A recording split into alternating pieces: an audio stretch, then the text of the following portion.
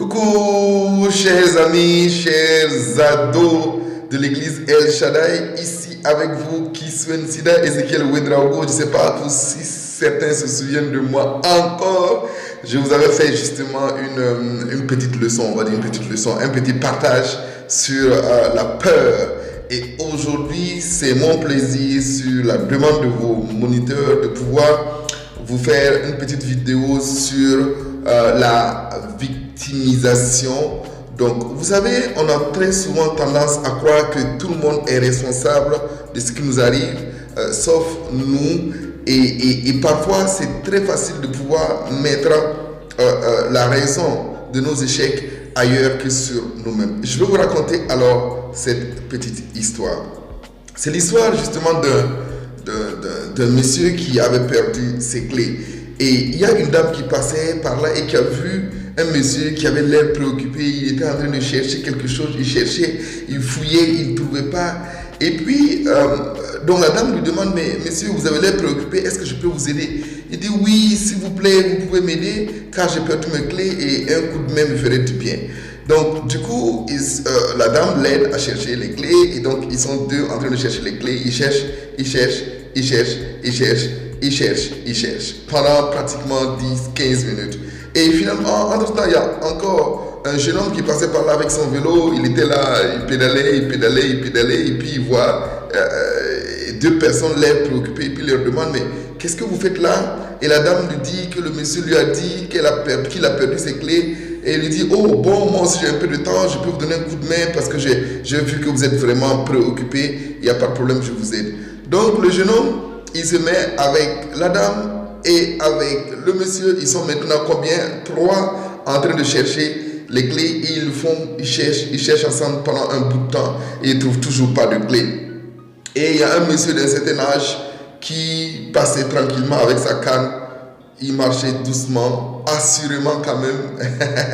Et il voit 3 personnes très préoccupées, l'air de chercher quelque chose, mais vraiment préoccupées. Il leur demande, mais qu'est-ce que vous faites ici? Et donc, le jeune homme qui dit que la dame a dit, que le monsieur a dit qu'il a perdu ses clés. Et donc, ensemble, tous les 3, ils sont en train de l'aider à chercher ses clés.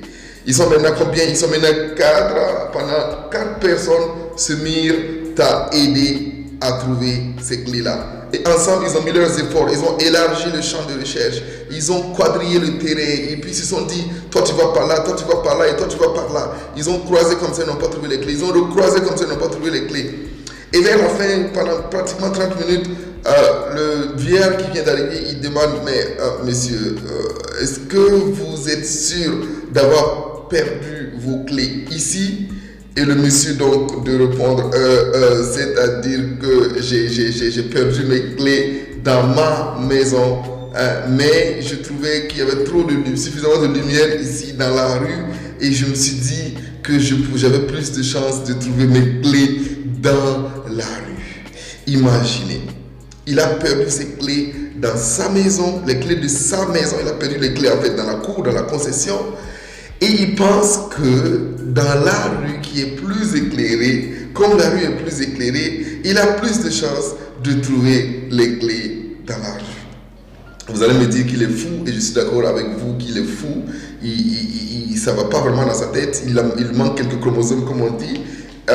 Mais justement, cette histoire pour vous dire que à chaque fois que toi et moi, nous cherchons la solution de nos problèmes, nous cherchons la cause de nos problèmes ailleurs qu'en nous-mêmes. Ailleurs qu'en nous-mêmes, nous faisons comme ce monsieur qui cherche les clés de sa vie, les clés de sa maison ailleurs dans la rue qu'en lui-même. Donc ailleurs, nous avons les clés de notre vie. Vous avez les clés de votre vie. Et à chaque fois que vous cherchez vos clés là, ailleurs, dans la cour, dans la conseil, dans la rue, chez les autres, sur le gouvernement, sur vos parents, sur votre pasteur, sur les moniteurs, à chaque fois que vous les accusez d'être la cause de vos problèmes, alors vous faites comme ce monsieur-là, qui refuse de chercher ses clés là où il les a perdues, c'est-à-dire en lui. Donc, pourquoi est-ce que je vous parle de clés et je ne vous parle pas de victimisation? Parce que les les clés de notre vie, c'est ce qui nous aide à débloquer notre vie. Et donc, ne pas chercher les clés en nous, c'est justement ne pas accepter d'être responsable de notre vie. Donc, c'est se victimiser, c'est accepter que l'autre, une autre personne, d'autres personnes sont responsables de notre vie.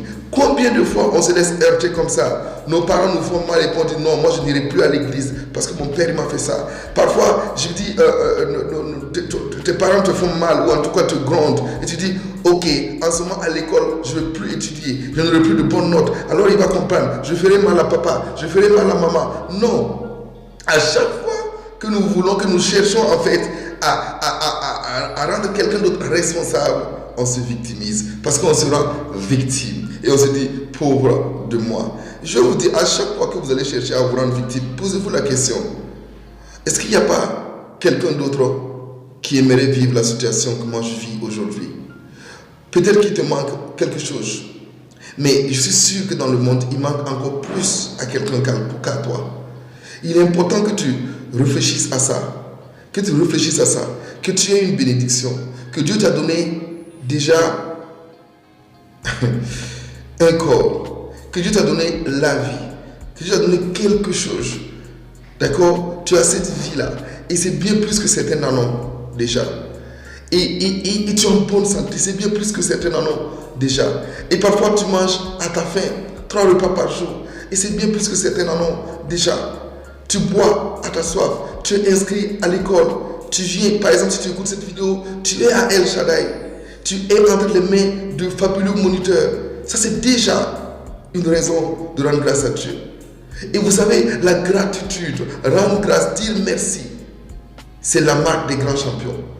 La marque des champions qui refusent de croire, qui refusent de dire que rien ne va dans leur vie, que tout va mal dans leur vie, et qui acceptent justement de prendre en main leur vie. Je vais vous raconter une autre histoire, et celle-là, elle vient de la Bible, c'est la parabole des talents. On raconte justement dans la Bible, je crois que c'est dans Matthieu 25, et qu'il y a un monsieur, un maître qui partait en voyage et qui a donné des talents. Il a appelé chacun de ses ouvriers et puis il leur a donné des talents. Pour que vous puissiez vous rendre compte, des talents, c'était beaucoup d'argent à l'époque. Donc il a donné, disons que, je ne sais pas trop, mais ça valait 10 millions de francs burundais. Un talent, 10 millions de francs burundais. D'accord, on va prendre l'analogie comme ça. Donc il a donné 5 talents à l'un, il a donné 2 talents à l'autre, et il a donné 1 talent au dernier. Donc ils étaient 3, donc il a donné des talents à chacun, et la Bible dit qu'il a donné à chacun selon ses capacités. Ça veut dire qu'il a regardé la capacité de chacun, et il a donné les talents là à chacun selon ses capacités, dépendamment de ce que chacun était capable de faire avec ses talents. Donc il a donné 5 talents, 2 talents et 1 talent. D'abord, vous pourrez commencer par dire que c'est injuste. D'accord? Parce que, pourquoi Dieu n'a pas donné 5 talents à chacun d'entre eux? Vous voyez, Dieu ne donne pas la même chose parce qu'on n'est pas pareil. Ton frère qui est à côté de toi, regarde-le, est-ce qu'il te ressemble? Même ton petit frère, même père, même mère, comme on dit chez nous, vous n'êtes pas pareil. Chacun est unique. C'est pour ça que Dieu ne donne pas. Et c'est ce que j'ai appelé spécificité significative activée. Si vous voyez dans mon t-shirt, c'est écrit spécificité. On est tous spécifiques, on est tous uniques. Et Dieu ne peut pas donner la même chose. Il ne peut pas donner la même chose parce que nous ne sommes pas pareils. Donc il a donné 5, 2 et 3. 5, 2 et 1, que dis-je? 5, 2 et 1 talent. À chacun selon sa spécificité. À chacun selon ses capacités. Et donc, il a donné ce talent et puis il a dit, bon, moi je pars en voyage. Faites ce que vous voulez de ces talents-là. D'accord? Donc, Dieu a donné à chacun d'entre nous la vie. Ce sont nos talents comme ça. Il nous a donné à chacun d'entre nous la vie. Et il nous donne à chacun selon nos capacités. Et il nous dit, qu'est-ce que tu vas faire de cette vie-là? Aujourd'hui, cher ado de l'église El Shaddai, je te dis ça, Dieu t'a donné ta vie selon tes capacités. Et il te dit, qu'est-ce que tu vas faire de cette vie-là? Qu'est-ce que tu vas faire de cette vie? Et il est parti. Donc, il est parti. Le maître est parti, je reviens dans la parabole des talents. Et puis, il est revenu. Et il a demandé à chacun, qu'est-ce que vous avez fait de votre talent? Donc, celui qui a reçu 5 talents s'est approché, il a dit, oh maître, tu m'as donné 5 talents, je l'ai fructifié et aujourd'hui j'en ai 5 autres. Celui qui a eu 2 talents s'est approché, il a dit, oh maître, tu m'as donné 2 talents, j'ai travaillé avec, j'ai fructifié et j'en ai eu 2 autres. Et celui qui a eu 1 talent s'est approché, il a dit, bon, je sais que tu es quelqu'un de très compliqué, tes choses ne sont pas simples, donc moi je me suis dit que l'affaire de ton talent là, je vais l'enterrer quelque part et puis quand tu vas revenir, je vais sortir ton talent et te donner. Vous avez notre vie sont des talents que Dieu nous a donnés. Certaines personnes vont fructifier leur vie. Ça veut dire quoi? Ils vont développer leur capacité. Ils vont encore produire encore plus. Ils vont impacter des vies. Ils vont toucher des vies. Ils vont réaliser des grandes choses dans leur vie. Et ça peut être le cas de chacun d'entre vous, selon vos capacités. Celui qui a eu 2 talents va faire la même chose. Mais il y a d'autres, à l'image de celui qui a reçu un talent, qui vont dire, de toute façon, moi, ma vie est misérable, ma vie ne va pas bien. De toute façon, Dieu, c'est qu'il m'a fait naître au Burundi, il m'a fait naître dans une famille qui n'est pas riche, en tout cas une famille qui n'a pas beaucoup d'argent. Pourquoi est-ce que je ne suis pas né au Canada? Pourquoi je ne suis pas né aux États-Unis? Pourquoi je ne suis pas né en Suède? Pourquoi je ne suis pas né en Belgique? Pourquoi je ne peux pas aller en Belgique? Pourquoi mes frères sont là-bas? Pourquoi moi je ne suis pas là-bas? Pourquoi qui est là-bas? Mes cousins, mes neveux, mais j'ai des amis, j'ai des gens qui sont là. Pourquoi pas moi? Il va passer toute leur vie à se plaindre, comme celui qui a reçu un talent qui a dit, toi, on sait que tu es bizarre. Et ce qu'il disait à son maître. Et on va dire à Dieu comme ça, Dieu, moi je sais que tu es un Dieu bizarre parce que tu ne m'as pas donné ce que je voulais. Pourquoi est-ce qu'aujourd'hui mes parents n'ont pas plus d'argent que tel? Donc pourquoi je vis au Burundi? Pourquoi il y a la guerre dans mon pays? Pourquoi le gouvernement a fait ci? Donc on peut se dire tout ça. Mais quand on se dit ça, on a l'image de celui qui a reçu un talent. Parce que quand on se dit ça, on n'a pas le temps de fructifier son talent. Et bientôt, le maître arrive et nous demande, tu as fait quoi de ta vie? Quand on ira au ciel, quand on sera mort, il va nous demander, tu as fait quoi de ta vie? Et tu vas dire, bon, ma vie, tu sais, tu m'as donné une vie misérable, bon, moi, je te rends une vie misérable. Est-ce que c'est ce que tu veux dire au Seigneur? C'est ce que tu veux dire à Dieu? Non. Dieu donne à chacun selon ses capacités.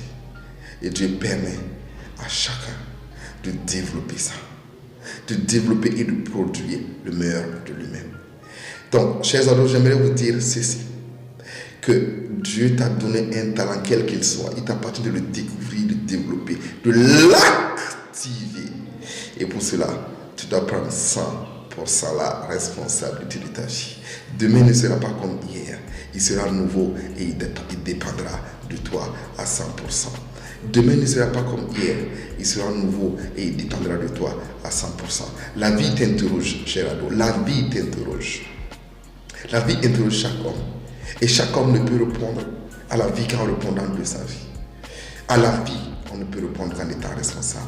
Arrête d'être victime, mais deviens un agent de transformation. Transformation de ta vie, transformation de la vie des gens autour de toi, transformation de ton pays. Je crois qu'en chacun d'entre vous, il y a cette graine de la transformation du Burundi. Cette graine de la transformation de l'Afrique. Mais rien ne sert à ce que moi j'y crois. Est-ce que toi tu y crois? Est-ce que toi tu y crois? Est-ce que toi tu y crois? C'est là où se fait la différence. Cette puissance dans la foi.